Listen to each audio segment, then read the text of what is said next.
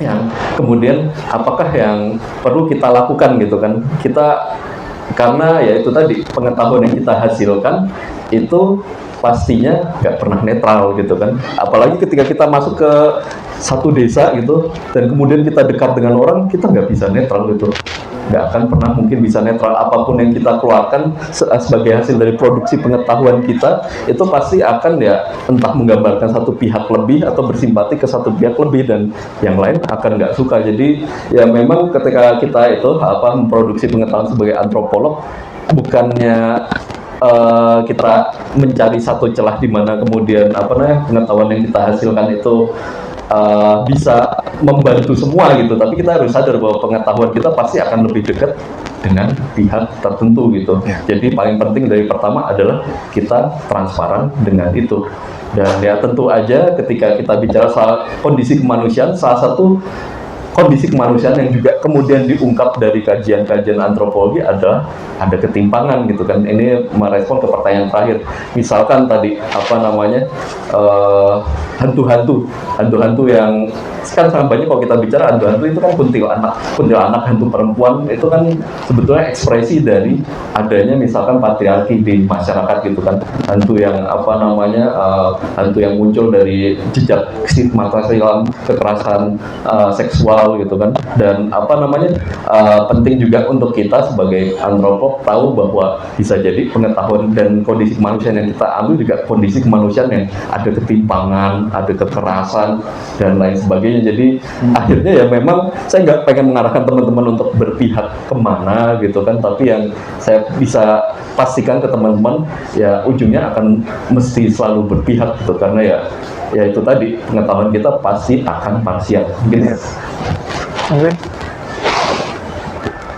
Iya, menarik. Makanya ini saya lanjutkan aja ya. Maksudnya dalam beberapa hal sebenarnya akhirnya penelitian etnografi itu juga sebenarnya sangat personal juga ya. Jadi perjalanan yang sebenarnya sangat sangat personal gitu.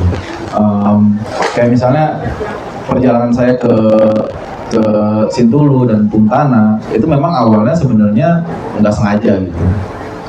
Ada program, saya kebetulan menjadi fasilitator untuk mahasiswa melakukan penelitian tentang biokultural gitu ya. Tapi saya sebenarnya harusnya nggak ke Sintulu, tapi ke desa lain gitu ya. Tapi somehow saya ke Sintulu gitu, saya ke Sintulu, saya ke Puntana.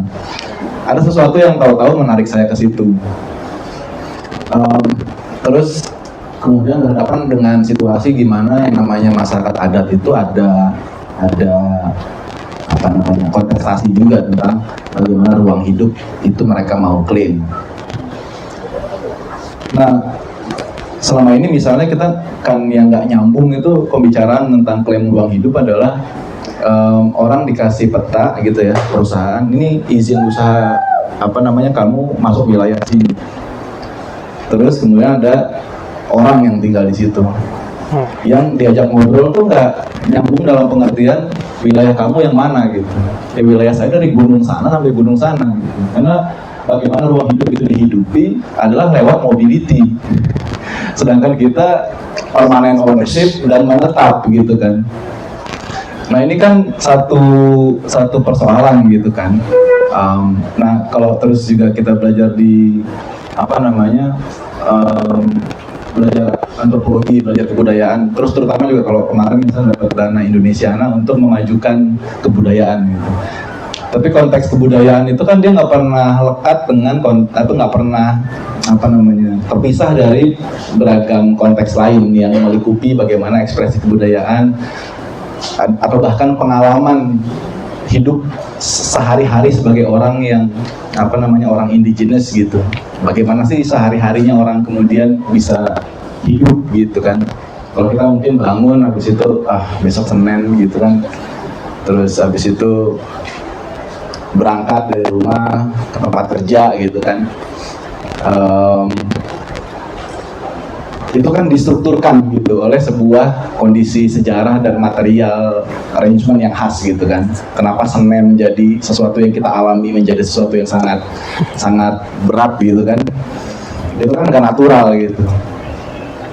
Nah, saya sendiri juga orang yang sebenarnya kalau misalnya lihat mod dari cara bagaimana etnografi itu sebagai satu cara berpengetahuan, itu kan adalah experience yang disebutnya sebagai pengetahuan itu adalah sesuatu yang didapat dari experiential encounter. Jadi sesuatu yang kita alami dari sebuah perjumpaan. Nah, itu kan sifatnya sangat personal juga ya, tentang bagaimana orang mengalami mimpi, praktik mimpi dan pertanda kalau kita nggak participate juga dalam bagaimana orang mengalami itu. Jadi kadang-kadang ya jadinya lewat penelitian ini saya kalau dalam posisi percaya nggak percaya, kadang-kadang saya memilih percaya aja gitu. Misalnya dalam pertemuan pertama saya dengan Eune gitu ya, ketua, bisa dibilang ketua kelompok adat di Puntana, dia itu tahu-tahu datang gitu ya, terus ternyata ceritanya adalah dia tuh sebetulnya tinggal di kebun, rumah kebun tuh udah lama lah, sebulanan lebih.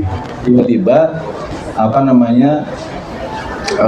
pinangnya dia habis, dan itu membuat dia harus pulang ke pemukiman. Ternyata ada kita nih pada datang nih bagi mau penelitian. Terus dia menghubungkan hilangnya habisnya pinang itu dengan tanda bahwa akan ada kita gitu. Kadang-kadang kita punya pengalaman yang kayak gitu juga, uncanny, tapi kemudian kita memilih untuk memberikan penjelasan bahwa ini pantesan ada pertanda gitu ya. Nah ini kita cerita-cerita juga kayak waktu pertama kali datang ke sana, kita cerita juga tentang bagaimana waktu itu berangkat, tahu-tahu kita belum check-in online, terus pas di check-in terjadi sesuatu yang entah apa gitu kan, tahu-tahu pas masuk pesawat dapatnya kelas bisnis gitu. Ini kan sesuatu yang uncanny, yang sebenarnya bisa dijelasin, tapi kita lebih memilih ini kebetulan yang membuat kita punya punya nuansa gitu dalam menjalani kehidupan sehari-hari. Nah itu kan khas ya dalam pengalaman hidup sehari-hari gitu ya. Nggak semua hal tuh kemudian kita bisa jelasin mekanismenya, tapi for the sake of experience gitu ya, hubungan-hubungan itu ya kita jelaskan dengan ya kayak gitu, pertanda-pertanda dan lain sebagainya. Nah ini kan berarti ada sekelumit pengalaman yang biasanya dalam etnografi itu punya kadang-kadang state of the art yang unik gitu ya. Misalnya mungkin teman-teman familiar dengan Kebun Terakhir tuh, tulisannya Tanian Riley dari buku LSM gitu misalnya. Itu cerita yang menarik sekali tentang bagaimana sebuah formasi sosial itu terbentuk, relasi dengan tanah itu berubah sejak masuknya coklat. Ini pendekatan yang sebenarnya sangat political ekonomi gitu ya, menunjukkan bagaimana perubahan material itu pada formasi struktur kelas dan kepemilikan lahan. Tapi yang juga kemudian luput dari cerita itu adalah tekstur kehidupan sehari-hari yang diwarnai oleh dimensi-dimensi tadi itu, mimpi, pertanda gitu. Yang menurut saya ini tetap perlu dipertimbangkan untuk membicarakan mengenai sebuah kondisi yang tengah berubah gitu. Yang kayaknya menarik karena dia bisa mengembalikan lagi tekstur kehidupan yang kadang-kadang nggak selalu di-guide oleh pertimbangan-pertimbangan praktikal, tapi juga kultural gitu. Kapan pertimbangan kultural masuk dan kapan pertimbangan praktikal masuk itu kita kan nggak pernah benar-benar yakin juga. Tapi bahwa dia memegang peranan yang penting tentang bagaimana kehidupan sehari-hari itu dijalani. Nah, makanya dalam konteks ini mimpi itu lebih ke pilihan metodologi untuk memahami kondisi yang terjadi di Puntana. Karena misalnya kalau mau ngomongin soal pengakuan wilayah, pengakuan ruang hidup, pemajuan kebudayaan, ini terbalik ngomongnya. Kalau ngomong pemajuan kebudayaan, itu nggak mungkin masuk akal ngomongin pemajuan kebudayaan tanpa membicarakan soal ruang hidup, gitu kan. Jadi bagaimana ruang hidup ini dihidupi, itu ternyata penuh dengan banyak hal yang kita bisa pelajari dengan melihat praktik kultural mimpi ini tadi gitu ya, yang menjelaskan tentang bagaimana sih sebuah ruang itu dihidupi di situ. Nah ini kelihatannya kan jadi kayak penelitian aja gitu ya, tapi dia tetap bersinggungan dengan bagaimana kita menempatkan dialog kita tentang kebudayaan dan terus berusaha menempatkannya dengan konteks itu yang saya kira penting gitu ya.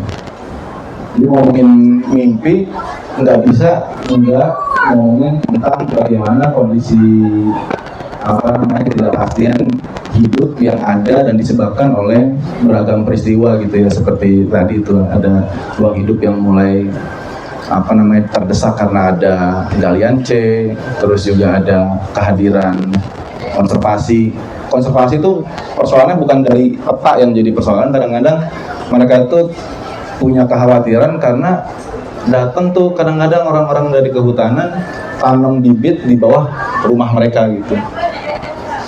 Nah itu kan ancaman gitu ya dalam keseharian yang kemudian dihadapi terus-menerus.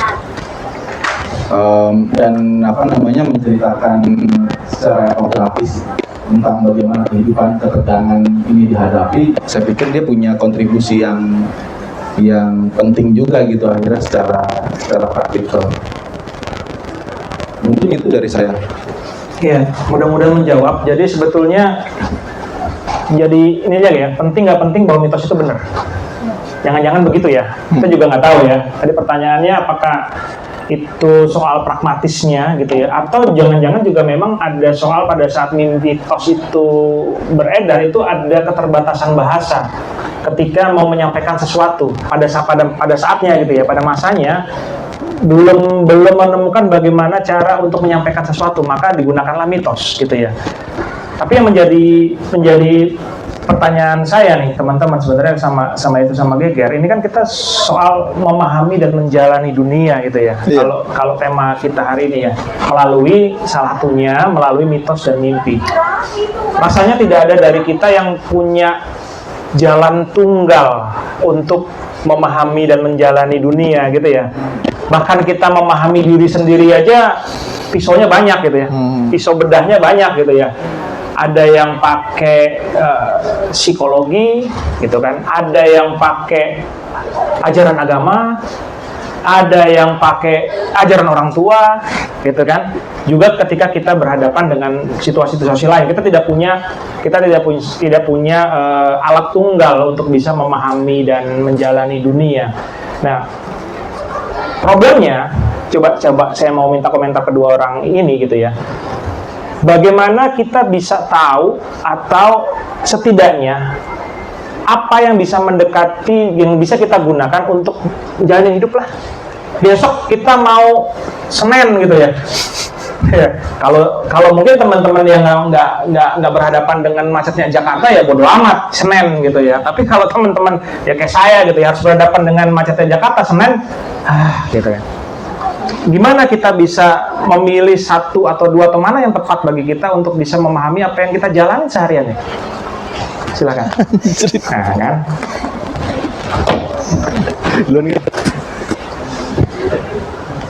Ini pertanyaan yang berat karena saya harus menjadi planner loh. Life planner ini kan berarti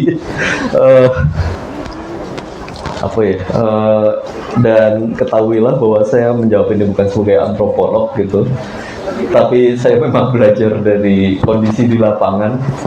Saya itu orang yang selalu mengambil keputusan di detik akhir.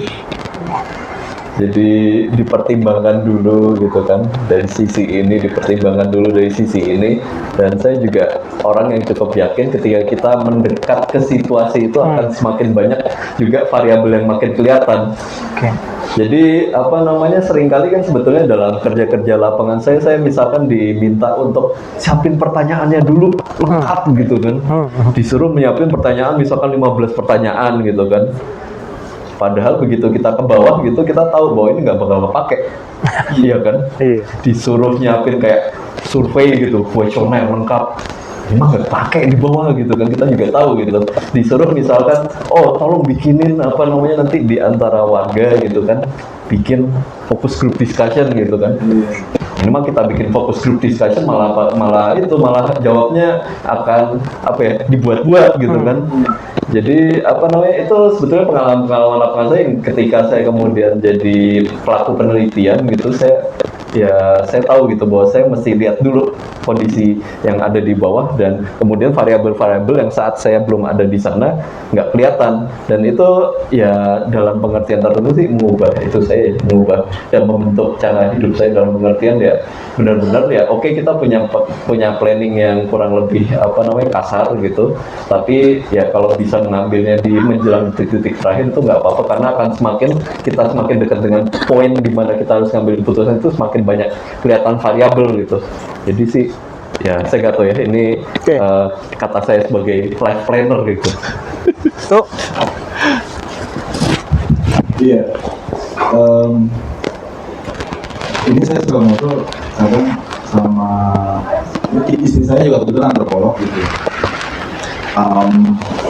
Dan kadang kita di rumah juga diskusi paper gitu, yang kadang apa namanya, batas antara tempat kerja sama rumah tuh ya, kadang-kadang gitu kayak tadi ya apa namanya, alur batas-batas itu.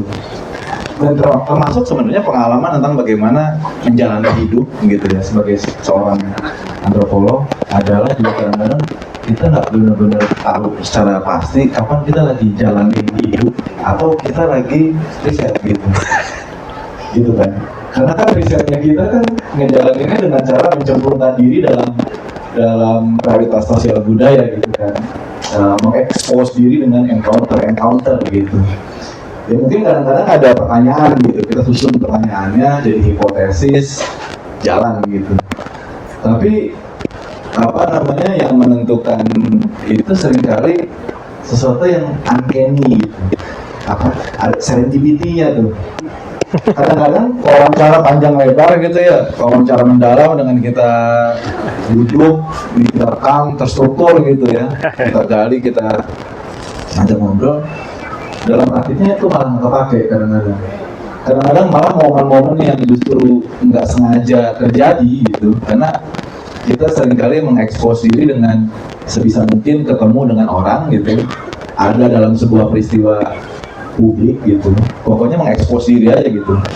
Pokoknya kalau jadi antropolog, kalau kita diundang kemana sama orang jangan tolak gitu, katanya gitu. Jadi kalau ketemu orang entar ada aja, entah pembicaraan, entah macam-macam gitu. Nah ini kurang lebih akhirnya jadi mirip dengan ya kalau tadi Geger cerita itu ya, akhirnya dengan cara saya menjalani sehari-hari gitu. Bahwa kadang-kadang ada serendipity yang apa namanya, yang membuat saya entah merasa terilhami dengan sesuatu gitu kan. Jadi belajar tuh bukan berarti selalu kemudian memisahkan antara kehidupan apa namanya, misalnya ruang belajar dengan ruang tempat di mana dia hidup gitu. Saya kira menjadi antropolog memberikan banyak insight tentang bagaimana mengekspos diri dengan experience itu tadi justru adalah salah satu mode belajar yang menarik gitu ya, karena itu melibatkan banyak banget gitu kan, aspek kognitif kita, motorik kita gitu kan, termasuk afektif kita juga gitu. Dan nah itu sih dari saya. Iya, hidup antropolog.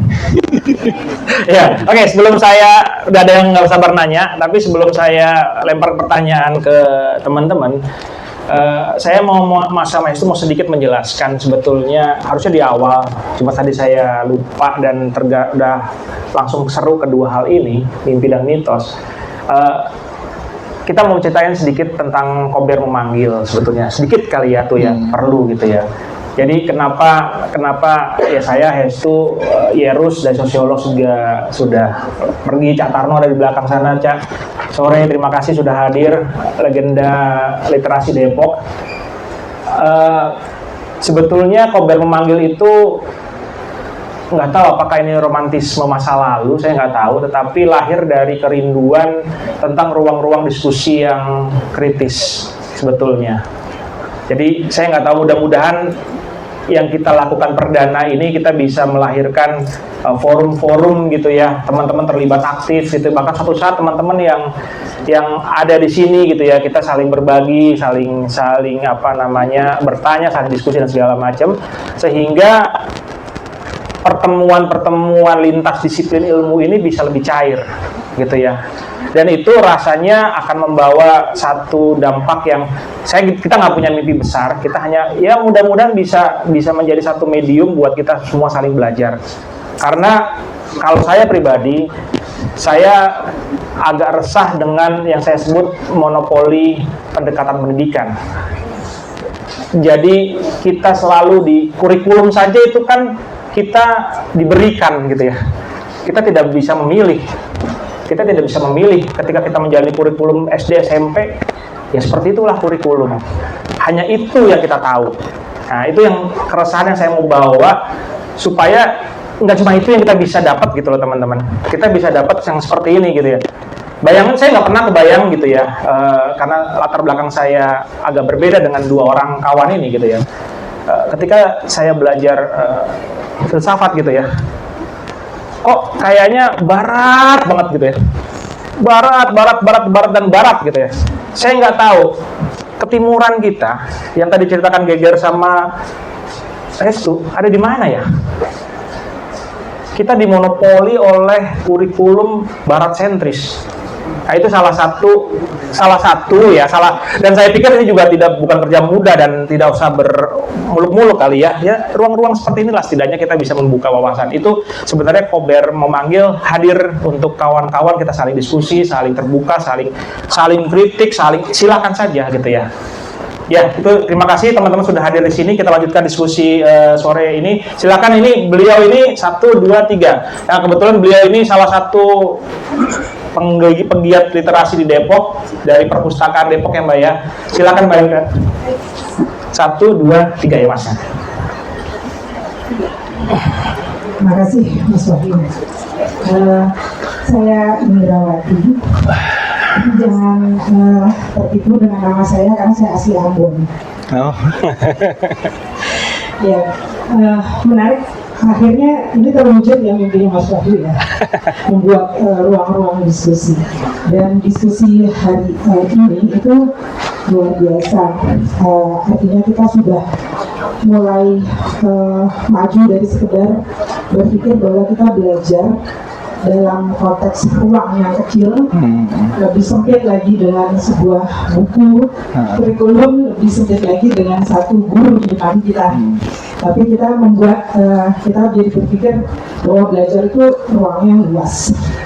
Dan ketika tema ini diangkat, ini bagus karena ketika kita bicara tentang antropologi, sosiologi, ilmu politik dan lain sebagainya, kita bisa melihat ke dalam spektrum yang luas. Dalam konteks tadi yang diangkat adalah bahwa mitos, mimpi itu adalah bagian dari kekayaan alam, bagaimana menjaga kearifan lokal. Yang saya tidak belajar tentang antropologi, tapi saya dibesarkan dalam sebuah kultur yang sangat kuat. Walaupun saya lahir besar di Jakarta, tapi saya memahami tadi yang diceritakan gitu ya. Termasuk tadi yang disebut dengan suanggi, dia bukan dukun. Ya. Tapi orang-orang yang memang entah bagaimana ceritanya belum semua, dia punya kemampuan mistis dan itu dipercaya oleh masyarakat lokal. Tampilannya tidak seperti dukun, dipastikan tidak akan menyeramkan karena itu ada di dalam masyarakat. Saya pernah mengalami juga, jadi ketika tiba-tiba angin bertiup kencang gitu ya, saya tidur kayak gitu, terus paginya gitu ada yang nenek gitu, semalam kamu dengar suara angin nggak? Ya, itu bibi datang dan sudah berada di atas, hanya melihat. Itu artinya kamu sebagai anak, saya lahir besar di Jakarta, tidak ada sopan santun karena tidak berkunjung kepada dia. Maka kemudian disarankan pergilah ke rumahnya. Dan akhirnya ketika saya dewasa, saya menafsirkan kembali itu semua. Itu bagaimana menjaga keluarga. gitu, supaya dia tidak terputus ketika mengenal itu. Dan ada banyak lagi mitologi, mungkin tidak termasuk dengan istilah mata kaum, ya. Bagaimana sebuah konsep menjaga perkebunan, padahal kebun seluas itu yang tidak ada batas-batasnya sama sekali, tapi semua tahu itu batasnya, ini punya siapa, ini punya siapa, padahal tidak ada surat-surat tanah, dan masing-masing dia menjaga bahwa kalau itu bukan hak saya, maka saya tidak boleh. Dan kalau itu dilanggar, ketika dia memetik buah atau dia memegang daun atau dia mengambil dari situ, pulang dia sakit perut. Dia sakit, muntah-muntah perut, dan obatnya hanya satu, meminta maaf ke pemilik kebun itu, dan orang yang punya kebun hanya ngasih air putih. Selesai. Atau konsep sasi.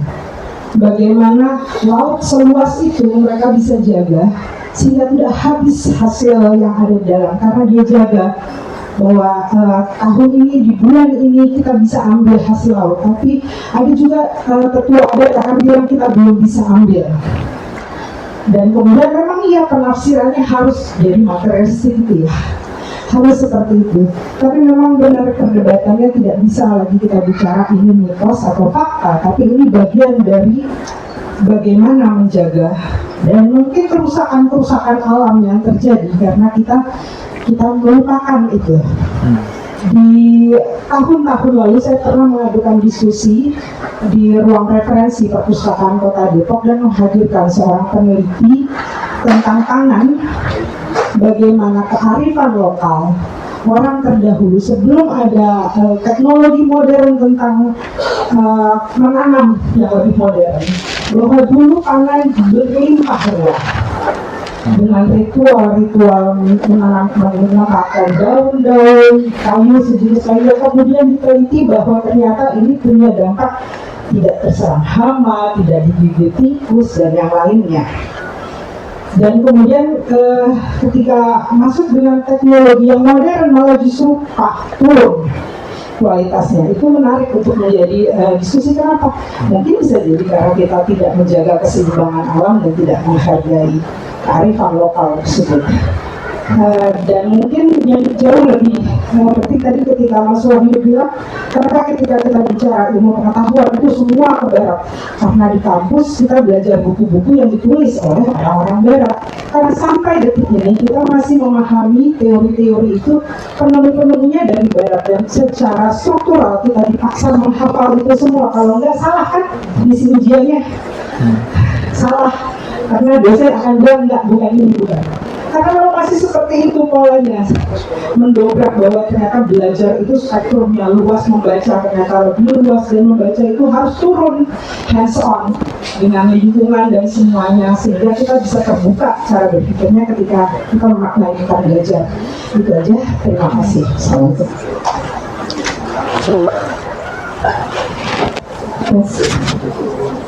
Saya Isma.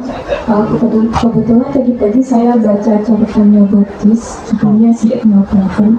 Jadi di cerpen itu tuh dia cerita soal antropolog di Yale.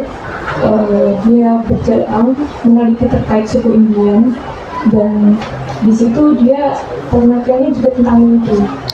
Nah, mimpi itu dia berperilaku sebagaimana antropolog, kayak mengikuti bahasanya, ikut tradisi yang ada di sana gitu. Ketika dia bermimpi, dia selalu menceritakan mimpi itu pada ketua adat di India.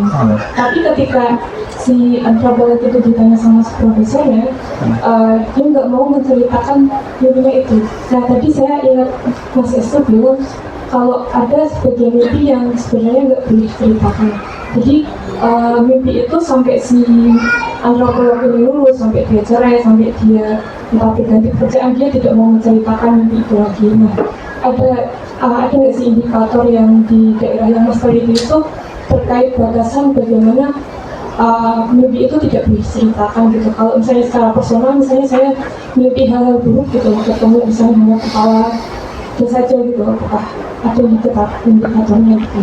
Terus buat Mas Geger, di buku Mas Geger yang asal-usul kebudayaan itu kan kebudayaan di Indonesia itu kan sebenarnya abstrak gitu, alih-alih dia konkret ilmiah dan semakin dia mengambang itu semakin dia memprovokasi aktor-aktor atau advokat budaya lain untuk berkembang gitu. Nah di Maluku sendiri itu gimana contohnya mengayun tadi seperti yang diceritakan Ziken atau kompleks atau gimana? Terima kasih. Ya, Mbak. Satu lagi di sini.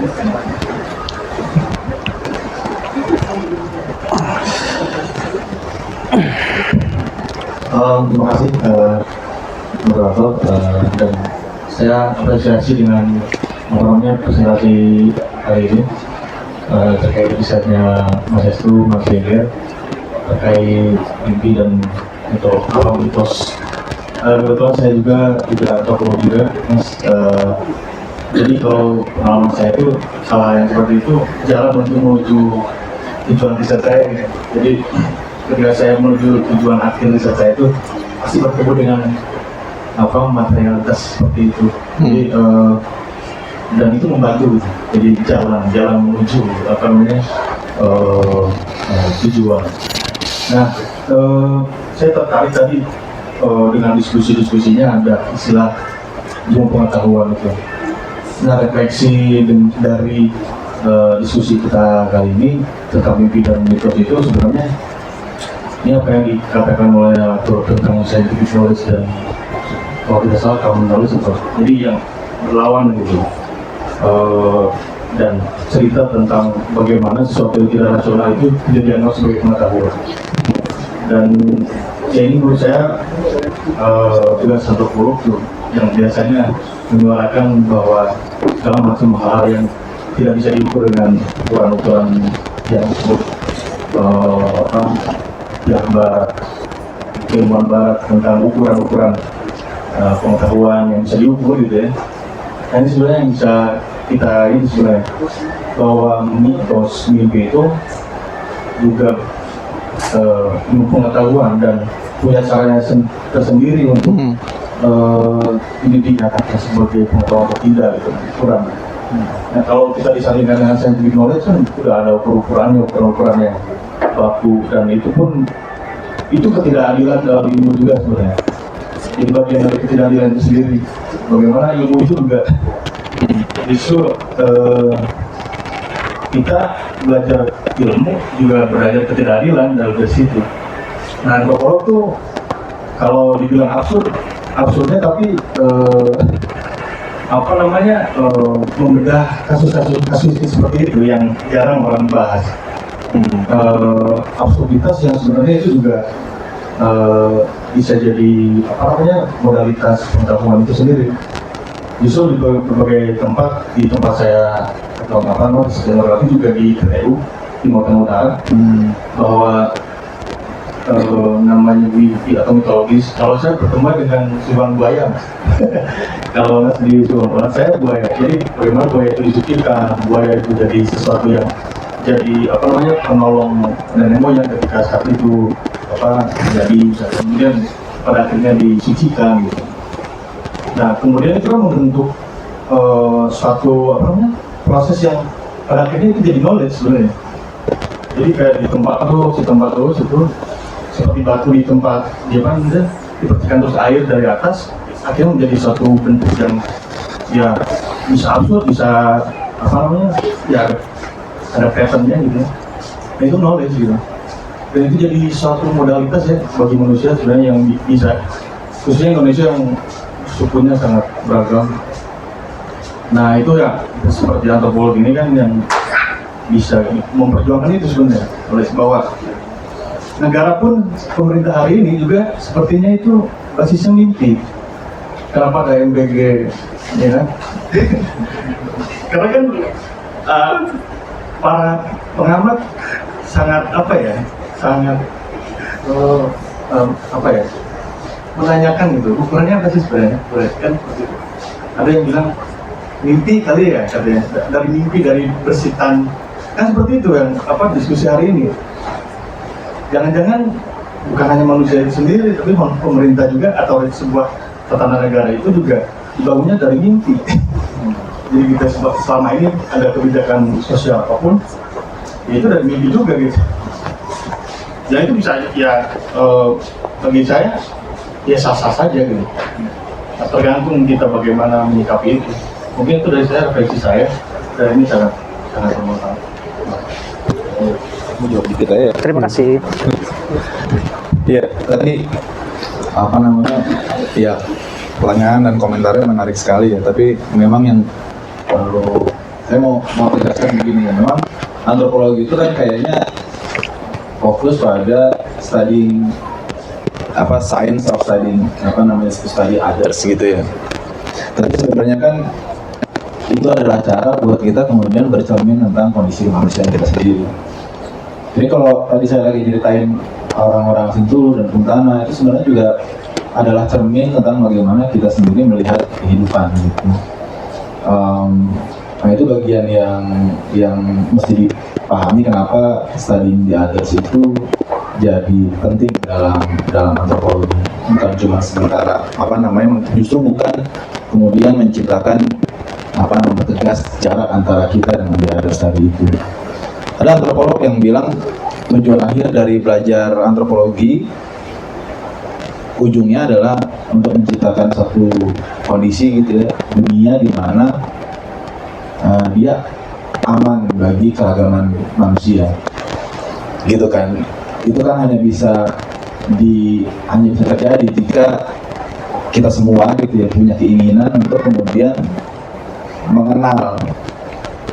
Bahkan kan yang ekstrim yang dilakukan sama antropolog adalah mengenal sesuatu yang dari depan tuh udah kelihatan sangat asing gitu. Jadi kita mengekspos diri kita dengan sesuatu yang sebetulnya sangat asing, termasuk bagaimana bagaimana kehidupan sehari-hari itu terjadi dalam kehidupan orang yang sama sekali asing. Sehingga untuk benar memahami maksudnya cerita kondisi manusia gitu, dimana kita menjadi bagian dari itu. Tadi pertanyaan tentang apakah ukurannya seperti apa, itu sebenarnya saya belum terlalu mendalami banget gitu ya. Tapi ini rencananya memang saya mau tekuni lebih lanjut studi soal mimpi ini, karena saya juga baru datang ke sana tuh singkat-singkat sebenarnya kunjungannya gitu. Sebenarnya saya sendiri penelitian yang lama itu di Manggarai di Flores. Tapi kemudian kemarin kayaknya mau geser ke Palu karena ini juga sesuatu yang saya masih belum bisa jelaskan dengan baik gitu ya. Tapi ada sesuatu yang somehow membuat saya attach dengan Palu gitu. Kalau orang sana selalu bilang, teman-teman yang pernah datang ke sana itu ini tuh udah ada nubuatnya. Kedatangan kita tuh ya Deborah ini yang juga mahasiswa yang penelitian ke sana, kalau kita datang tuh bahwa akan datang suatu masa di mana orang-orang itu ada orang dari luar jauh-jauh datang untuk belajar cara kamu bicara, cara kamu hidup gitu. Paling itu yang diulang-ulang diceritakan ke kita gitu. Itu yang membuat sebenarnya nubuat ini terlepas dari nubuatnya benar atau enggak. Kadang-kadang saya suka bercanda juga, kalau diceritain gitu, ini nubuatnya orangnya gimbal nggak gitu. Itu bercanda aja. Tapi bagian itu diceritakan yang memungkinkan encounter kita itu terjadi itu karena ada nubuat itu, terlepas dari itu sign beneran apa enggak gitu kan. Tapi terus yang menariknya adalah kita melihat mimpi itu sebagai sebuah pengalaman. Ini yang kita pikir secara metode itu gimana ya mengkaji mimpi. Kita selalu bilang bahwa salah satu kuncinya kalau penelitian metabografi itu adalah being there gitu. Ya, being there sehingga kita bisa punya experience gitu.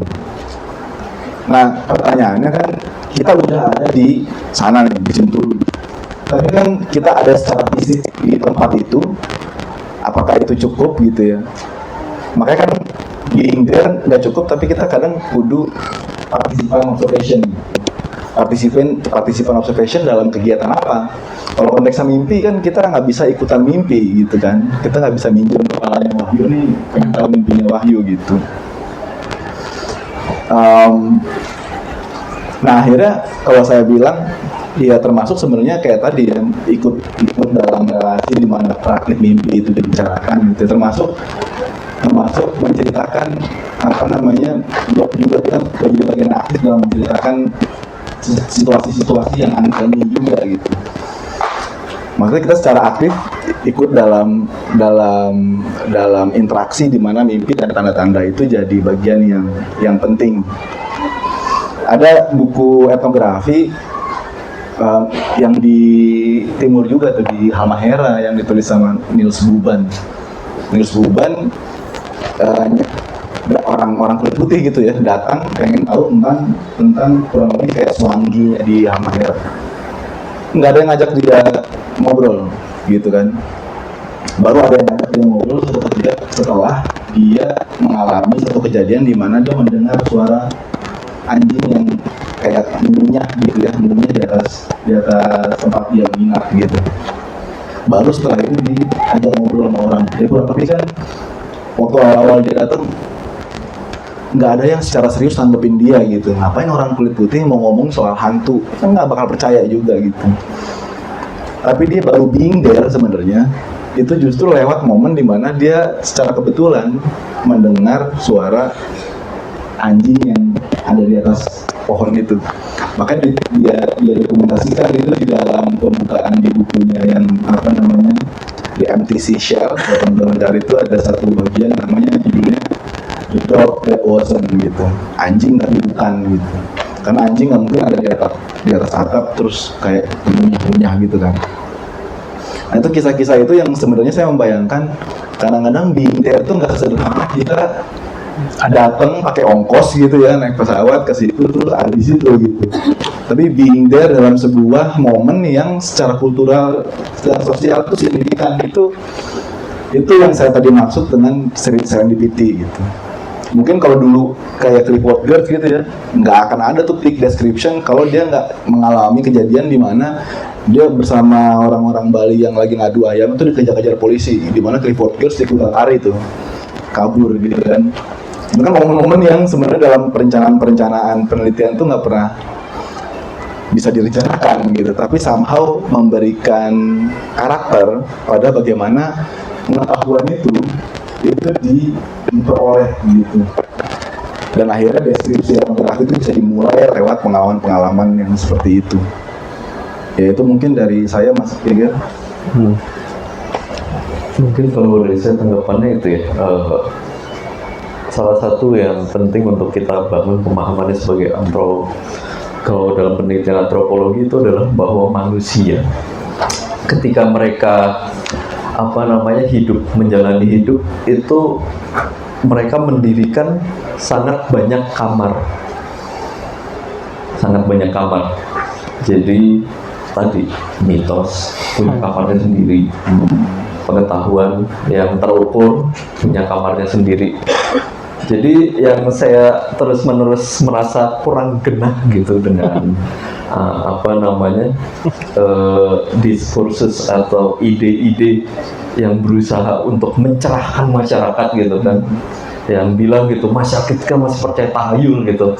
Itu adalah fakta bahwa mereka nggak melihat manusia sebagai insan yang multidimensi seperti yang saya bilang barusan, dalam pengertian orang yang percaya dukun santet sekalipun, kalau mereka ketika harus ngurusin penghidupan tiba-tiba jadi rasional, semua jadi keukur gitu tiba-tiba sama dia. Tapi ya begitu misalkan mereka digoda dengan ketakutan tentang adanya dukun santet, ya mereka juga jadi ngitung lain lagi, cara ngitungnya lain lagi. Jadi yang penting untuk kita lakukan adalah kita melihat manusia dengan segala kamarnya itu. Yang terjadi misalkan dengan saya jadi mau menceritakan lagi satu pengalaman ketika saya waktu itu di lapangan, dan waktu itu ya boleh dibilang periode yang cukup resah ya, karena nggak lulus gitu kan. Maksudnya mungkin teman-teman sendiri bisa ngebayangin gitu kan, nggak lulus terus udah 4 tahun gitu kan, udah mau disertasi gak dibaca-baca gitu sama pembimbing gitu kan. Terus ya pas lagi ada di lapangan itu saya dikasih minuman, itu dibacain mantra-mantra ajian gitu kan. dibaca mantra-mantra aja. Jadi waktu saya pertama kali berkunjung juga udah mau dikasih itu gitu kan, cuma nggak sempet karena udah mesti pergi pakai pesawat. Akhirnya di kesempatan saya kesekian gitu datang ke lapangan, itu dikasih mantra itu gitu kan, minuman. Saya suruh beli, Mas cari apa namanya aqua galon gitu kan, 1,5 liter, nanti kita bawa ke itu teteh gitu kan, bawa ke teteh, nanti biar dibaca-baca doa gitu kan, dibaca-baca doa gitu kan. Katanya pokoknya begitu apa namanya air ini kita usapkan ke muka gitu, dan ini adalah metode yang sangat sering dikasih oleh teman-teman warga gitu kan ke anak-anak yang mau sidang skripsi gitu kan. Mereka ngebayangin saya itu kayak mahasiswa mau sidang skripsi gitu kan. Nanti ketemunya penguji yang galak gitu kan, dibilang diusap Mas, nanti apa dosen Mas itu tiba-tiba sayang dengan Mas.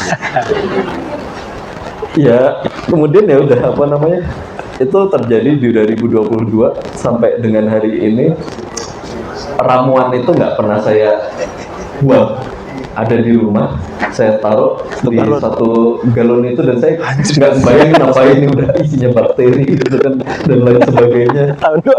Tapi di sisi lain saya mau ngebuang gitu kan, saya juga apa namanya, saya sama sekali nggak punya niat ngebuang itu, karena ini adalah good wish gitu kan, suatu yang sengaja dipersiapkan untuk saya sebagai, ya maksudnya saya udah jadi bagian dari kehidupan mereka, mereka juga udah jadi bagian dari kehidupan saya, dan mereka punya good wish nantinya saya akan sukses gitu kan. Dan itu yang membuat saya nggak bisa kemudian memperlakukan ini sebagai semata air lagi gitu kan. Saya nggak bisa sebagai orang yang besar di apa namanya di perguruan tinggi, saya nggak bisa juga memperlakukan itu sebagai ramuan, tapi saya juga nggak bisa memperlakukan ini sebagai semata air lagi gitu kan, cuma air galon gitu. Saya mesti simpan ini good wish yang ya kalau saya buang saya ngerasa saya bakal sial gitu kan. Jadi itu salah satu bentuk lain ya, mungkin saya tadi cerita manusia itu menciptakan kamar-kamar, ini salah satu bentuk lain dari manusia menciptakan kamar-kamarnya gitu kan.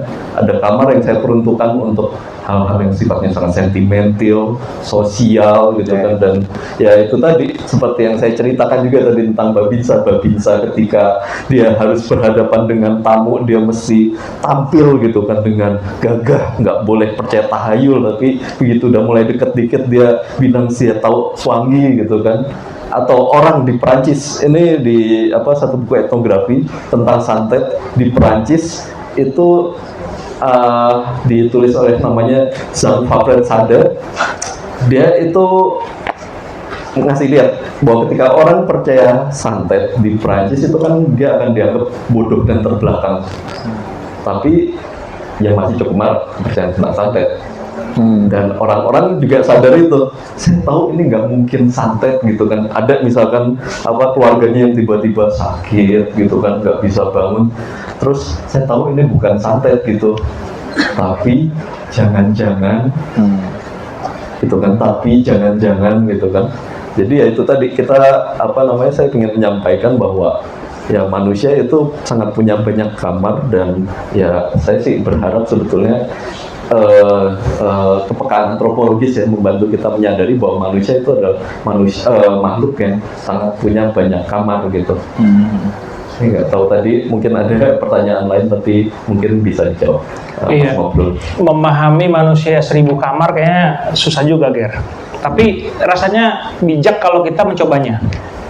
Karena kalau kita hanya memakai satu teropong, satu cara gitu ya semua jadi seragam.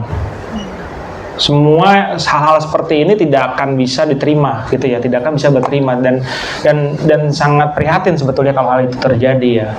Tapi menarik, saya jadi terpantik untuk sedikit sharing ya soal mitos mimpi yang selama ini dianggap nggak rasional gitu ya. Hari ini sangat dekat dengan mereka yang dibilang rasional sebetulnya. Pengalaman pribadi, saya suatu saat saya ingin berobat, yang saya ceritain ke Hestu di rumah ya. Saya berobat ke kawan saya, seorang dokter penyakit dalam di Depok ya. Saya nggak sebut rumah sakitnya ya. Nah, karena saya punya, kalau orang bilang frozen soldier gitu ya, pegel gitu ya. Terus kawan saya kawan SMP, Saya ke dia karena saya tidak punya dokter penyakit dalam yang saya percaya.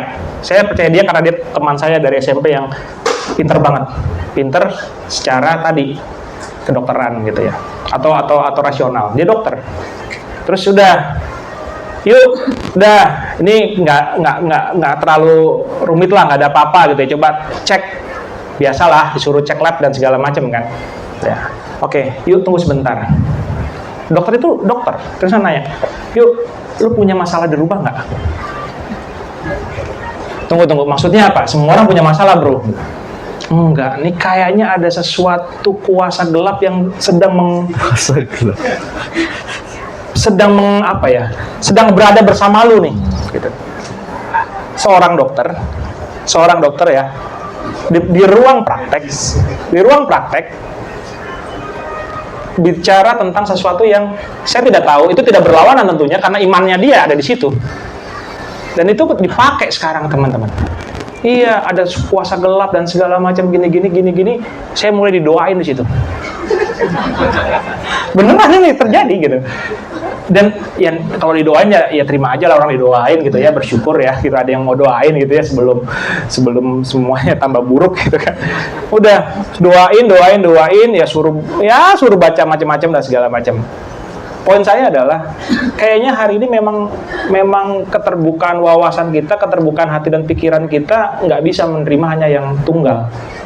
Nggak ada yang tunggal menurut saya. Makanya saya tadi. Nah, mudah-mudahan kegiatan seperti ini semakin membuka. Tapi saya agak kecewa dengan forum kita hari ini, Ger. Tuh, nggak ada yang kontra sama kalian. Nggak seru. Bercanda. Karena akan seru kalau ada yang berdiri, wah gitu kan. Tapi nggak apa-apa. Ini bagian dari journey. Ada bagian dari journey kita. Dan mudah-mudahan dalam diskusi-diskusi Kober memanggil berikutnya akan lebih banyak perbincangan yang seru gitu ya. Ini bagus, menarik sekali sebenarnya pengalaman dari teman-teman, komentar dari teman-teman gitu ya. Nah, sekali lagi karena waktunya juga sudah habis gitu ya teman-teman.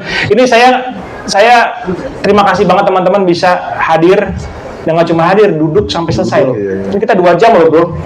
2 jam bro. 2 jam diskusi di ruang publik gitu ya. Diskusi ngomongin mimpi sama mitos gitu. 2 jam teman-teman ada di sini sampai selesai. Nah, itu juga berkah lainnya buat saya. Dan mudah-mudahan kita bisa bertemu pada diskusi Kober memanggil episode berikutnya, dan mudah-mudahan teman-teman juga bisa hadir. Belum tentu di sini karena kami tidak punya ruang fisik. Kober memanggil tidak punya ruang fisik teman-teman, jadi kemungkinan kami akan berpindah-pindah seperti peladang tadi. Kami akan berpindah-pindah, justru karena berpindah-pindah itu ruang lain bisa kita gunakan, termasuk di perpustakaan, Mbak ya, misalnya gitu ya. Jadi terima kasih sekali lagi, mohon maaf karena waktunya juga terbatas. Mau ngobrol dengan Geger sama itu silahkan di luar forum ini, tapi kami dari Kober memanggil mengucapkan terima kasih teman-teman sudah hadir di sini, duduk di sini, dan kami mohon maaf kalau banyak kekurangan. Kalau tidak dimaafkan ya itu urusan teman-teman gitu ya, bukan urusan kami lagi. Ya mudah-mudahan kita bisa berjumpa dalam diskusi Kober memanggil episode 2, 3 dan berikutnya, dan semakin banyak yang terlibat semakin seru gitu ya, bisa kontra, bisa apapun, dan kami juga mengundang teman-teman untuk bisa duduk di sini bersama kami untuk menyampaikan pemikirannya. Siapa tahu ada tesis yang mau diujikan, ujikan dulu di sini. Ya kan? Ada skripsi yang mau diujikan, ujikan dulu di sini, dihajar dulu kita bareng-bareng. Nggak apa-apa dong. Sebagai bagian dari kita memperkuat keilmuan kita bersama. Sekali lagi terima kasih teman-teman atas waktunya. Mudah-mudahan kita bisa berjumpa dalam kegiatan Kober memanggil berikutnya. Selamat sore. Wassalamualaikum warahmatullahi wabarakatuh. Thank you, brother. Selamat dulu kita dong.